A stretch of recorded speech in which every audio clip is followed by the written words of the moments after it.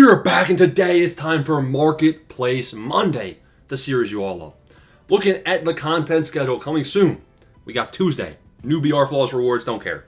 Friday, going to be a bit of a light content week, but I don't care because we have a lot to talk about. Looking at Friday, new program, alright, cool. A new Diamond Quest. If you are one of the first people to get this Diamond Quest done, as always, the first hour of the new Diamond Quest, the rewards have the most value, so you might be able to even fetch 40,000 stubs if you're one of the first people to get these rewards the first time using the GOAT difficulty strategy. So depending on your schedule, probably take a look at that new Diamond Quest coming out on Friday. New Conquest and event, okay. June Spotlight, drop 3. I want to go ahead and I want to check how far are we along in the multiplayer program. We have 11 days. Really, it'll be 10 days when you're watching this video. 10 days until the Weekend Classic. Multiplayer program, we're on drop 2. So again, what you can potentially do is if you want to get one of the XP bosses, come in the next season, you can always kind of cap your progress in this to around 95. So what I would do then is, since you want to do Weekend Classic, you would then wait for Weekend Classic for the XP path, and you would save some of these rewards till later on. That is something you can keep in mind. Me, I don't really care that much. I'm just finishing this bad boy as fast as I possibly can, playing at my speed. What I wanted to mention today, before we go to the marketplace and look at investments, taking a look at the programs, San Diego Studios has done something very, very good, right? So at this point in the year, I'm thinking to myself, take a look. I don't have any of these May Spotlights done. Why? It's just not worth it to me. Like, all right, you want me to go ahead and do all of these just so I can go in here and get Tariq Skubal. Now, I know this Skubal card is good, but he's at 94 overall, and when I have 10 million stubs already, I'm going to just go ahead and buy Pedro and I'm fine, right? So, I don't know. Wasn't a big fan of the May Spotlight. They come out, and I haven't been doing the June ones. I probably should have. Why? Because these cards, they're not that good. Hunter Gomez, he's a bum. The guy, Evan Carter, the gold card and call it might own me, but he's also a bum, unfortunately. He does have a good swing, but he's a bum. But 2 of these cards, you get both of them. 2 of the June Spotlights on, which isn't that hard, and you get something nice. You get, not here, but you get Mr. Rafael Devers, 94 overall. That's what you need, man. You need something more motivating than just the big collection for those ones right there. Here we go. Rafael Devers. You get both of those. You get a Devers card that's actually pretty dang good. So this is actually something I like. Honestly, I hope this isn't a one-time thing, because that would be motivating to me to actually do these Spotlight things moving forward.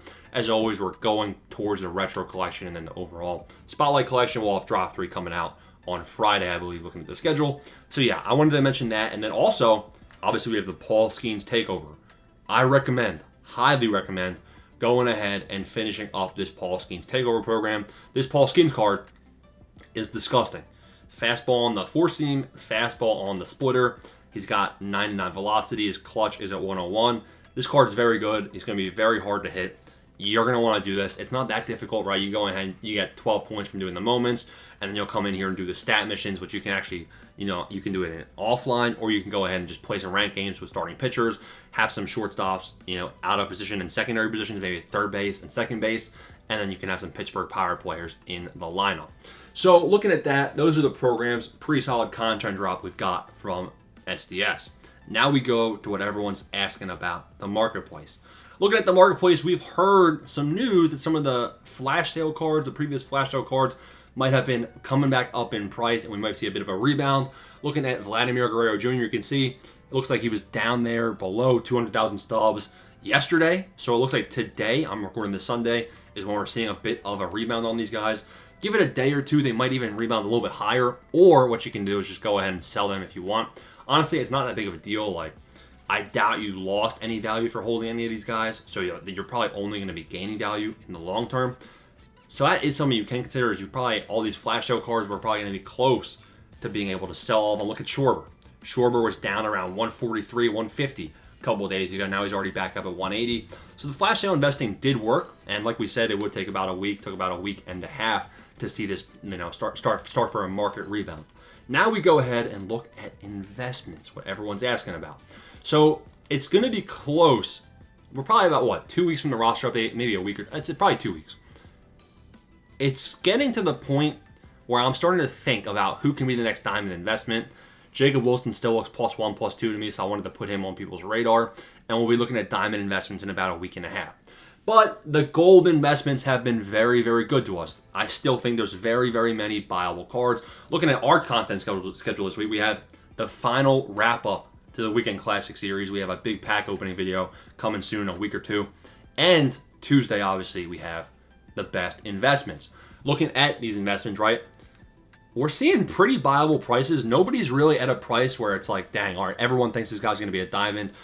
Cody Bellinger, I like him. J-Rod, I like him. Really, we're in a scenario where you're either going to overpay a bit for people that are already playing insane, like Michael Garcia, that's one. You got Pages, that's another one.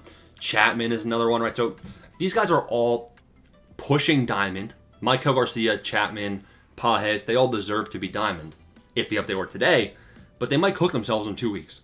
So you're basically chasing 50% ROI on these guys, or you can get double your stubs on players that would need to have an insane 2 weeks like Cody Bellinger, like J-Rod. So that's kind of the state of investing. I actually don't mind Michael Garcia at this price. I have 700 of him. Chapman at 2,000 is a bit too pricey for me. I think Pages long-term goes diamond regardless. You can see Suarez, who's been homering his way. He's had like 6 home runs in the last 4 games. Suarez is now, look at his price. His price has jumped up a lot since he's been hitting for power recently as well as batting average. Alejandro Kirk, he's somebody that's hit for power recently. I was able to scoop up 300 of him around 1,600.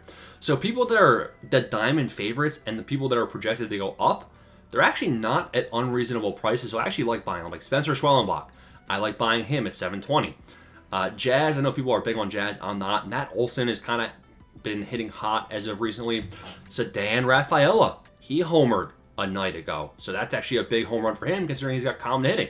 So now he's actually trending up. I like Bo Bichette. Bo Bichette's been hot. Keith Smith is looking +1.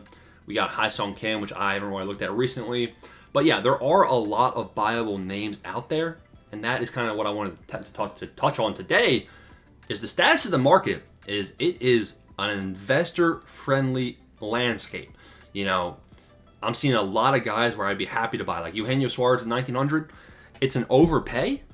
It's risky because he can go back down. But if he goes diamond, you're still making, you know, not double. You're still making like 65, 70% ROI.